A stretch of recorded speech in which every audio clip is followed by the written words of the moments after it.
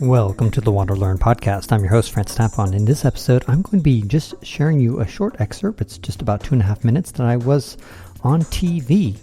It was on News Nation. It's a channel that asked me to come in as an Appalachian Trail and survival expert and comment about Brian Laundrie. For those who don't know about Brian Laundrie, maybe some international people are not following the news. He's a guy who is a chief suspect in having murdered his girlfriend and then disappearing. And nobody knows exactly where he is, but some people suspect that he could either be in Florida or on the Appalachian Trail. And so a news reporter was asking me a bunch of questions. I'll share that interview right now, and then after that, I'm going to give you some post-interview commentary, things that I wish I could have said or would have said, but we just didn't have the time. So first, listen in. 2.5 minutes. Here you go.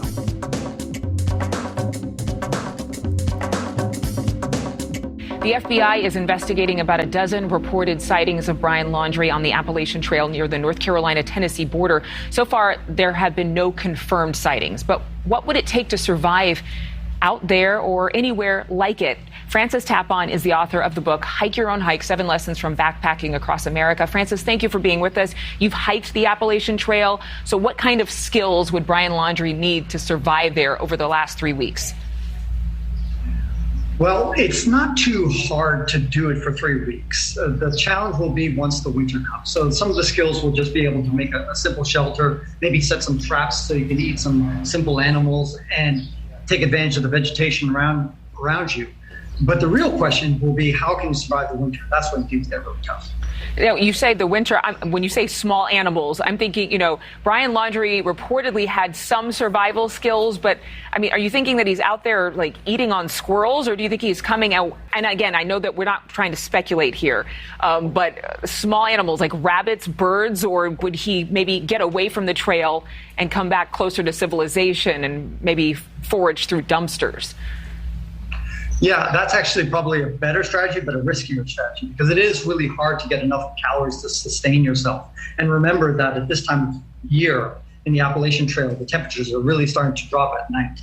And so I assume that you would have a sleeping bag or something like that to keep them warm. But you burn a lot more calories when it's cold. And so you really need to take a lot more calories in. And that's hard to do when you're just foraging.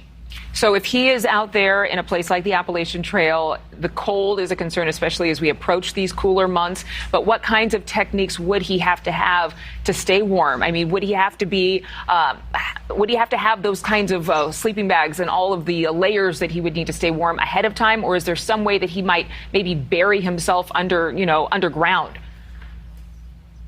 Yeah, he could take a lot of dead leaves, and that creates some insulation, and that creates some loft, if you will. You can shove that into your shirt and that kind of stuff to create like a poofy jacket, if you will.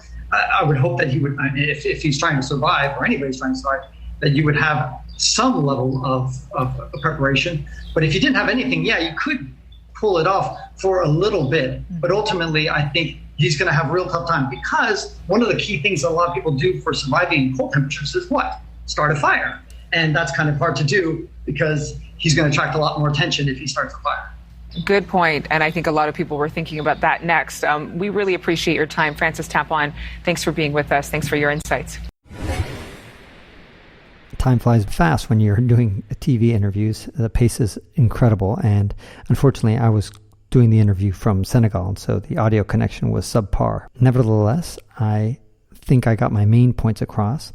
I wish they would have asked me a little bit about the Florida possibility, because there's a chance that he's hiding in the swamps of Florida, and I would have just said that he's got a better chance in the winter of surviving there. But of course, there's floods that go on in those swamps, and it limits the area that he can stay in. It's not that big of a place. It's only about 30 miles by, I think, about 50 miles or 60 miles or so. So the radius, not the radius, but the area that you can hide in is pretty small, because you got all these highways around you. It's not a great place to hide either. So I think that he is probably going to get caught this year, because I just think it's going to be really, really hard for him to tough it out through the winter. And with this nonstop news coverage about him, I think ultimately somebody's going to recognize him, find him, There were 2 people who did survive a couple of years on the Appalachian Trail, about, I think, 5 years or so. 2 different cases of fugitives who hid out there successfully for many years. And one of them, I remember, he got caught by dumpster diving. Can't remember how the other one got caught. But the bottom line is eventually these people do get caught. Now, I don't think Brian Laundrie, who's only 23 years old, and he probably has modest survival skills. There's mixed reports on how good of a survival person he is. And my guess is that he could survive for a few months, but ultimately it's just going to catch up to him, especially with the news coverage as tough as it is. A lot of people make it sound like I'm in the wilderness, I'm out in the middle of nowhere. Appalachian Trail, especially for those who know the Pacific Crest Trail and the Continental Divide Trail, is really not that much of a wilderness. It gives you an illusion because it's a long green tunnel, so it feels like you're constantly in a wilderness. But really, if you just walk a few miles direct off the trail in any direction, you're going to run into a road, a town, something. So the Appalachian Trail is really not that remote. I think ultimately he's going to get caught. But what do you guys think? Tell me. Send me an email at ft@francistapon.com. Send me in the email if you want to record your voice. I'll even play it back on the air. Anyway, I hope this is helpful. Enjoy these short podcasts that I've been trying to experiment with. Next week, I might be sharing an episode about the Navy and firearms. It's only going to be about a 2-minute episode, really short. I like these short episodes because I just think to myself, people just don't have time to listen too much. So right now, I have a lull in the advertising revenue. So because of that, I'm just trying to do short episodes and see how that works. Thanks, and spread the word. And that concludes this episode of the WanderLearn podcast, where we explore travel, technology, and transformation.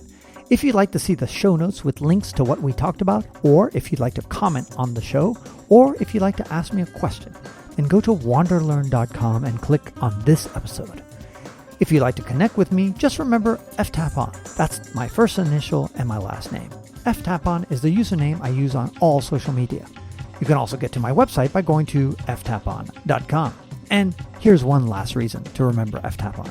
If you like what I do and would like to get rewarded for supporting my projects, then go to patreon.com/ftapon. That's where you can pick up some remarkable rewards for as little as $2 a month. And now for 5 quick favors.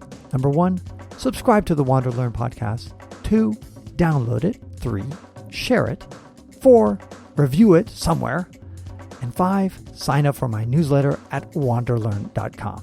Our theme music was composed by Eric Stratman. This is Francis Tapon, encouraging you to wander and learn.